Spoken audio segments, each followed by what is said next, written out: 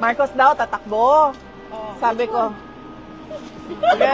Marcos daw tatakbo. Sabi ko na, alam mo, wala nang boboto for a Marcos.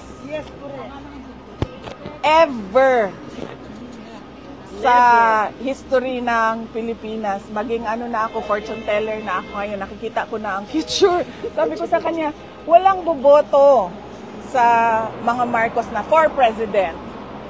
Kasi unang-una, sino ba ang kakampi niya? Yes. Ang mga dilawan.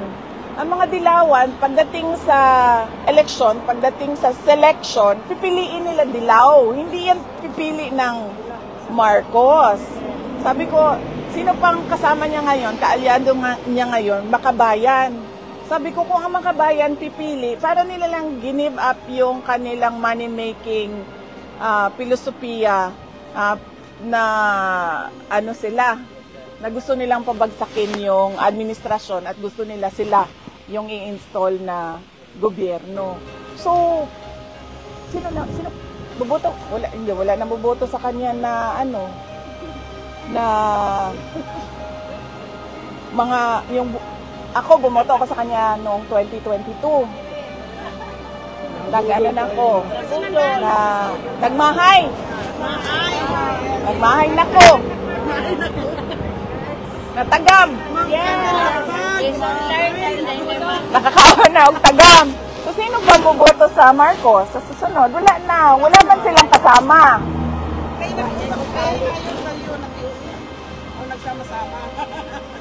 Oh, alam nila yan. Kasi noong lumapit sila, alam nila na hindi nila kakayanin ang mga supporters ni Leni Robredo at the time noong 2022. So, ano ba yun? Oh, so yun. So sabi ko sa kanya, sino nang boboto sa Marcos? Sabi niya, pag ikaw tumakbo, yun na yan, sabi niya.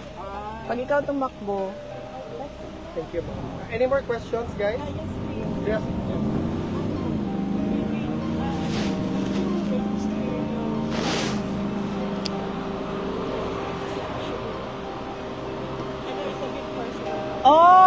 Greatest fear ko ay, unang-una, syempre, pag merong simbak ko na ay mahitabo saya sa sulod, na ay may mangyari sa kanya sa loob na wala ako dito, so kailangan ko pa magbiyahe ng 16 hours para makaabot ka agad dito.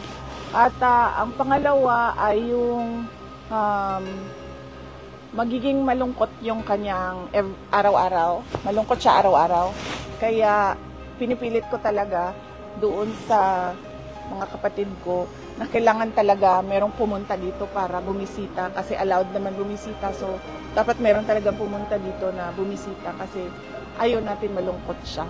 May dumaan na araw na malungkot siya.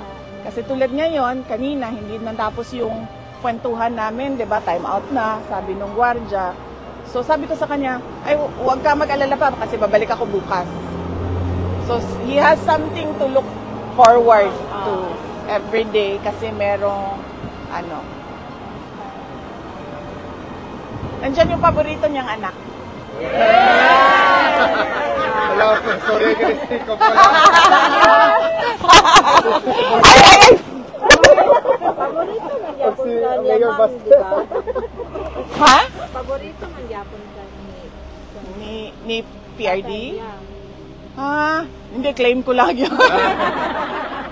Claim ko lang. Wala naman sigurong magulang nagsasabi na may paborito siyang anak. Wala, diba? Wala siguro. Nag-care lang siguro siya sa iyo, pero ang yung care, di niya pag na-show ba? Ang care niya, instead na ipakita niya yung love-love, mangusi na lang. Mangusi. One question, ma'am. Kumusta na po yung mother niyo po, si Elizabeth? Kasi the last time she really wants to go home. Oo. Kahit ako man, sabi ko nga sa kaibigan ko kagabi, kasi nagtanong siya kung ano daw yung, kailan daw ako uwi sa Pilipinas kasi kailangan mag-meeting, mga ganun. Sabi ko, alam mo, paniwala ko, nararamdaman ko na kung ano yung nararamdaman ng mga OFW. alam mo yun, yung uwi ka na, pero hindi ka pwede umuwi. Ganun yung ano ko. Oo. Tapos ang ano pa sa akin, ang mas worst pa sa akin ay yung nakatira ka ba sa hotel, tapos lilipat na naman ng hotel kasi security, 'di ba? So lilipat na naman ng hotel. So tapos yung kama ko kasi sa Pilipinas, matigas siya. Matigas. Kasi para hindi sumakit yung likod, tsaka hindi sumakit yung... Tapos madaming hotel, halos siguro lahat ng hotel, malambot yung kama nila, 'di ba? So masakit siya dito sa lower back. Tapos yung unan pa nila, malambot. Malambot na yung kama, malambot pa yung unan. So nakatulog ka na ganyan. So, Ma'am, di nga. ganyan. Excited siya, ma'am, na makauwi.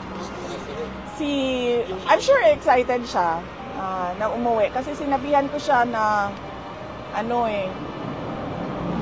kailangan niya bumalik. Na naman, kasi gumagawa na ng schedule. So, kailangan niyang bumalik. Pero sabi ko sa kanya, mag-isa ka na lang. Hindi na tayo pwedeng magsabay kasi para humaba yung ikot ng pagbisita. Maybe Inday, do you have a message to all the Filipino people? Unang-una, we are a disaster-prone country, no? Pero taon-taon na lang, para bang nag-aantay lang tayo ng kalamidad at ng emergency. Dapat lahat tayo ay magkaroon ng participation sa disaster risk reduction and management plan ng lahat ng mga local government units para handa na yung ating lugar, handa na tayo pagdating noong landslide, pagbaha, bagyo, malakas na ulan, malakas na hangin, lindol, pagsabog ng bulkan, at kung ano pa yung mga iba pang natural at man-made disaster na nangyayari dyan sa ating bansa. So, paniguraduhin natin na handa tayo lagi. Hindi yung darating na lang ang panahon ng bagyo, tapos, ayan na, ang baha, nasira na naman yung ref, nasira na naman yung TV.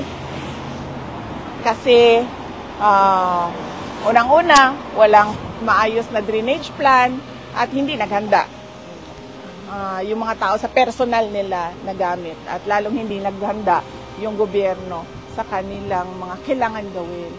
So, yan yung mensahe ko. Kailangan maghanda. Kailangan natin magkaroon